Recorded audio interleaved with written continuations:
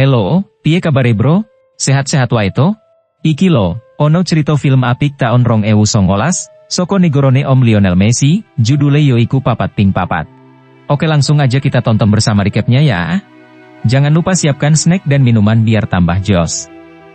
Pada awal cerita, ada seorang pemuda yang gerak-geriknya mencurigakan bernama Ciro, yang sedang berjalan di suatu lokasi di kota Buenos Aires. Tiba-tiba, ia melihat sebuah mobil mewah yang diparkir di pinggir jalan, dan langsung membobol masuk ke dalamnya. Ia kemudian mencuri stereo player di dashboard dan sebuah kacamata hitam. Setelah itu, ia tiba-tiba kebelet pipis. Namun bukannya pipis di luar, ia malah pipis di seluruh area jok belakang. Ia bahkan sengaja kentut berkali-kali, sehingga aroma di dalam mobil pun semakin gak karuan. Tapi begitu Ciro akan keluar, pintu mobil tidak bisa dibuka. Dengan ketakutan, ia mencoba membuka semua pintu di mobil itu, tapi semuanya macet. Perlahan-lahan namun pasti, rasa panik mulai menyerang. Ciro menyadari bahwa ia dalam masalah besar. Dengan putus asa, ia mencoba memecahkan kaca jendela, tapi sepertinya kaca-kaca itu sangat kuat dan solid. Ciro kemudian membongkar sebuah panel pintu, dan mencoba mengakalinya. Tapi kemudian tangannya malah terluka dan mengeluarkan darah. Setelah semua cara tidak membuahkan hasil, Ciro mencabut pistolnya dan menembak kaca depan, tapi pelurunya malah memantul kemana-mana dan akhirnya mengenai pahanya. Ia pun berteriak kesakitan. Lalu untuk mengurangi pendarahan, ia melepas kaosnya dan mengikatnya pada lukanya. Setelah beberapa saat, seorang wanita tiba-tiba menghampiri mobil dan kemudian memperbaiki lipstiknya di depan jendela. Ciro berusaha memanggil-manggilnya, tapi tampaknya, sang wanita nggak bisa melihatnya di dalam mobil. Ciro pun berteriak ke arahnya, namun wanita itu tidak mempedulikannya dan langsung pergi. Ciro kemudian mencoba menelpon istrinya, tapi baterai HP-nya malah lowbat. Setelah berjam-jam mencoba lagi untuk kabur, Ciro akhirnya kelelahan dan tertidur.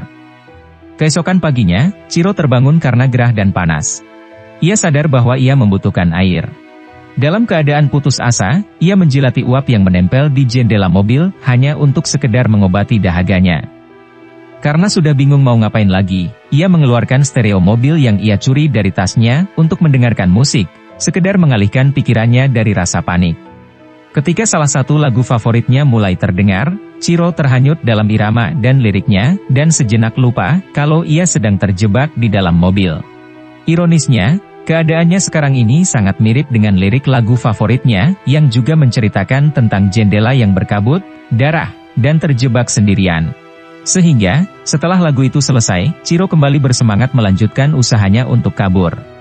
Tiba-tiba, telepon di dashboard berbunyi. Ciro lalu mengangkatnya, dan terdengar suara seorang pria yang menelepon. Ia mengucapkan selamat datang kepada Ciro di mobilnya, dan memperkenalkan diri sebagai Dr. Enrique Ferrari. Enrique menjelaskan bahwa dirinya lah sang pemilik mobil, yang telah 28 kali mengalami pencurian selama hidupnya. Ciro adalah orang ke-29 yang berusaha melakukan pencurian di mobilnya. Mendengar penjelasan ini, Ciro marah dan meminta untuk segera dilepaskan. Tapi Enrique menjawab bahwa Ciro nggak bisa seenaknya memerintahnya. Enrique lalu menjelaskan spesifikasi mobilnya. Ia menyebutnya 4x4, karena mobil itu punya sistem alarm keamanan yang tersambung ke ponselnya, yang membuatnya bisa mengunci keempat pintunya. Mobil itu kedap suara dan anti peluru, serta memiliki suspensi yang unik sehingga nggak bisa dibobol dari dalam. Di samping itu, seluruh kaca di mobil itu sudah menggunakan kaca polarisasi.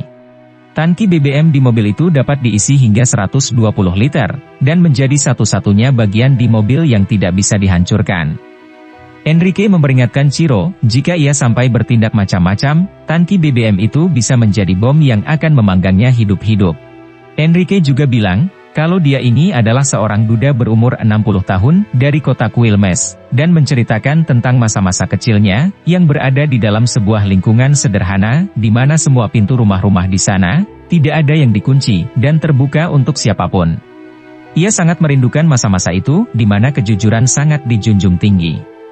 Enrique kemudian mengetes Ciro, dengan menanyakan apa yang akan ia perbuat, terhadap anaknya sendiri, yang ketahuan mencuri. Tapi Ciro nggak menggubris pertanyaannya, dan malah mengancam Enrique akan melaporkannya ke yang berwajib. Ia bahkan berani sesumbar bahwa ia akan membunuh Enrique dan seluruh keluarganya, jika ia bisa lolos nantinya. Namun telepon tiba-tiba terputus, di saat Ciro lagi di puncak emosinya, sehingga ia makin tambah frustasi. Beberapa saat kemudian, Enrique merubah settingan AC mobil menjadi paling dingin yang membuat Ciro menggigil kedinginan. Ciro berusaha berbagai cara untuk menormalkan kembali suhunya, tapi nggak berhasil juga. Akhirnya ia terpaksa melepas baju yang membalut lukanya untuk dipakai kembali. Untuk menghentikan pendarahan di lututnya, ia merobek sebagian celananya, dan kemudian dibalutkan lagi ke lukanya. Ciro mencoba rileks sejenak, namun Enrique menelponnya kembali, dan menanyakan pertanyaan yang sama. Apa yang akan Ciro lakukan jika ia mendapati anaknya mencuri? Enrique juga berjanji bahwa ia akan memberikannya air, jika Ciro bisa menjawabnya dengan benar. Mendengar penawaran tersebut, Ciro yang memang lagi kehausan, langsung menjawabnya. Tapi jawabannya masih belum memuaskan bagi Enrique. Ciro memohon kepadanya untuk menghentikan semua ini. Dan ia juga bilang bahwa ia sudah mau tobat. Tapi Enrique nggak percaya begitu aja dan lanjut menceritakan masa lalunya yang lain. Setahun yang lalu, 2 orang maling menyelinap masuk rumah putrinya, ketika sang putri sedang memarkir mobilnya. Tapi para maling itu kepergok dan akhirnya malah menyandera seorang cucunya selama 3 jam. Sementara itu, Ciro nggak tertarik sama cerita Enrique, dan malah menimpalinya, dengan dokter macam apa yang tega membiarkan orang yang terluka dan kehausan. Tapi sebelum menutup teleponnya, Enrique justru memberi teka-teki pada Ciro, untuk menebak dokter spesialis apa dirinya sebenarnya. Ketika Ciro lagi bengong mikirin jawabannya, sebuah mobil polisi mendekat dan berhenti di dekat mobil yang mengurungnya. Melihat kesempatan ini, Ciro segera mengerahkan tenaganya untuk memanggil-manggil sang polisi. Tapi ternyata polisi itu cuma menaruh surat tilang di kaca depan dan kemudian pergi lagi.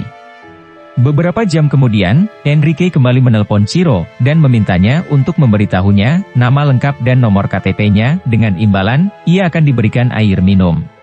Dengan enggan, Ciro menyanggupinya, sehingga Enrique menyuruhnya untuk membongkar penampungan air di wiper jendela belakang. Airnya ternyata berwarna biru, tapi Ciro tetap meminumnya, karena sudah nggak tahan lagi akan rasa haus yang membabi buta. Akibat rasa lapar yang begitu hebat, Ciro hampir saja memakan seekor serangga yang ada di dalam mobil. Ciro juga mengalami demam karena lukanya menjadi infeksi. Mengetahui hal ini, Enrique langsung menyalakan AC mobil untuk menenangkannya. Kemudian ia juga bilang, kalau dirinya sebenarnya juga menderita. Enrique menderita kanker stadium akut yang cuma memberinya sisa umur hingga 1 tahun ke depan. Tapi Ciro sepertinya kurang mendengar perkataannya, karena ia sendiri sudah terlalu lemah dan akhirnya ia pun pingsan. Setelah tersadar, Ciro kemudian berusaha untuk kabur lagi. Dengan susah payah, ia mencari jalan keluar dari buku panduan mobil. Tapi ia malah memakan halaman-halaman buku itu karena frustasi. Saking frustasinya, ia sampai-sampai meminum air kencingnya sendiri. Tiba-tiba, seorang pencuri mencoba membobol masuk ke mobil. Ciro seperti dapat harapan baru untuk bisa kabur dari sana. Tapi harapan itu sirna, karena si maling akhirnya ketahuan dan digebukin oleh warga. Ketika malam tiba, rasa haus dan lapar yang dialami Ciro semakin menjadi-jadi. Ia kemudian berpikir tentang tidak adilnya kehidupan di dunia ini, di mana sekelompok kecil orang memiliki kekayaan yang melimpah, sedangkan yang lain harus berusaha mati-matian walaupun hanya dapat sedikit. Ciro merasa tidak puas dengan sistem dan hukum yang hanya menguntungkan orang kaya, dan menjadikan orang miskin menjadi semakin miskin. Karena keadaan inilah, ia bersumpah tidak akan mengikuti sistem dan hukum yang ada, walaupun ia harus mati ditembak. Inilah alasan kenapa ia memilih menjadi maling sama seperti ayah dan kakeknya. Keesokan harinya, Enrique menelpon lagi dan kali ini ia membacakan surat kabar untuk Ciro. Ia bilang, kalau ia lagi good mood sehingga ia nunjukin Ciro tempat ia menyimpan coklat di mobil. Setelah seharian gak ngapa-ngapain, Ciro tiba-tiba seperti bersemangat kembali. Ia kembali berusaha membobol pintu yang sudah ia rusak sebelumnya, dan berhasil menciptakan lubang kecil yang tembus sampai keluar. Ia lalu berteriak sambil menangis melalui lubang, berharap didengar oleh seseorang, akan tetapi usahanya sia-sia. Setelah itu, Enrique menelponnya lagi dan bilang, kalau ia sudah mengontak keluarga Ciro. Ciro kembali menangis tatkala mendengar Enrique menyebut nama salah seorang keluarganya, dan memohon agar Enrique tidak menyakiti keluarganya. Dengan berlinang air mata, Ciro bertanya dosa apa yang telah ia perbuat sehingga ia dihukum seperti ini. Tapi Enrique tetap tidak peduli. Ia lalu menunjukkan salah satu catatan kriminal Ciro, yang ternyata, ia dulu pernah membunuh orang. Beberapa tahun yang lalu, Ciro pernah kepergok mau maling di sebuah rumah, tapi ketahuan oleh sepasang kakak beradik penghuninya. Karena udah ke pojok, Ciro menembaki mereka dengan brutal. Enrique lalu bilang, kalau Ciro juga pernah memukuli seorang sopir bis tua. Tapi Ciro malah menyalahkan si sopir tua itu, karena telah menghalangi aksinya, untuk merampok para penumpang. Setelah mengecas HP-nya menggunakan tenaga matahari, Ciro mencoba menghubungi istrinya, tetapi nggak diangkat. Sehingga ia curhat melalui voicemail dan meminta maaf atas segala kesalahannya di masa lalu. Beberapa saat kemudian, ia terus memencet tombol starter, berharap mobil itu bisa jalan. Ternyata, mobil itu bisa dinyalakan tanpa kunci kontak, setelah ia terus memencet tombol start berkali-kali, dengan irama tertentu. Ciro lalu memasang sabuk pengaman dan memasukkan gigi mundur. Tapi persneling mobil malah jadi terkunci, dan hanya bisa untuk berjalan mundur, sehingga ia terpaksa mengemudikannya secara mundur. Untuk menarik perhatian orang-orang di sekitarnya, Ciro dengan sengaja menabrakkan mobil ke tiang listrik. Untungnya airbag berfungsi dengan baik, sehingga ia masih bisa selamat. Ciro akhirnya bisa keluar, dengan mendobrak kaca belakang yang sudah retak. Ia masih kesakitan karena lukanya, namun masih bisa berjalan menuju restoran di pom bensin, untuk mencari makanan.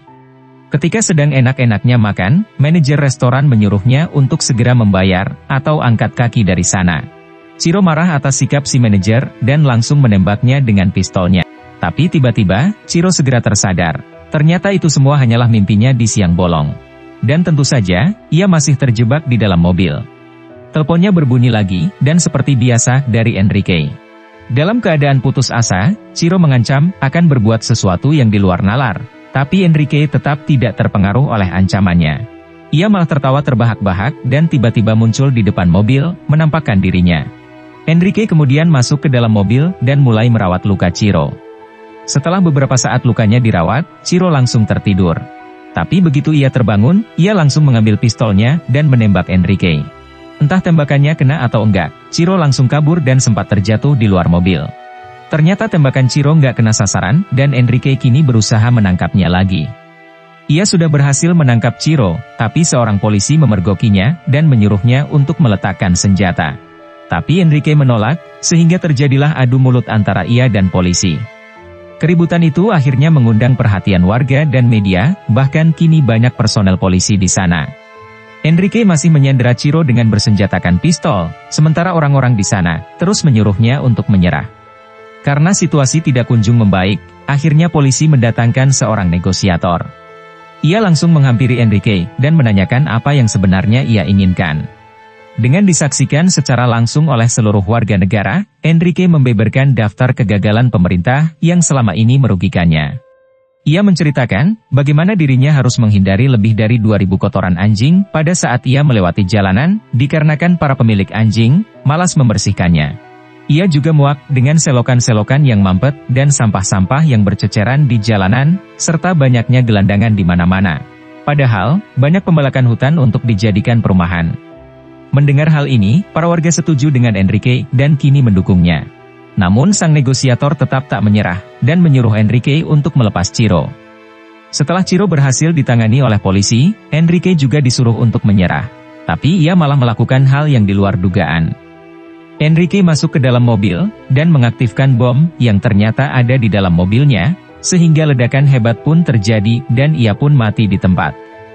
Untungnya tidak ada korban jiwa yang lain. Film pun berakhir ketika Ciro dibawa ke rumah sakit, sementara para warga bertanya-tanya, apakah Dr. Enrique sebenarnya layak disebut pahlawan, karena telah berani mengkritik pemerintah dan menyuarakan keluh kesah warga. Oke friends, kia cukup sak menebay. Jangan lupa untuk like, subscribe dan komennya ya. Serta sampai jumpa di video-video menarik lainnya. Adios, amigos.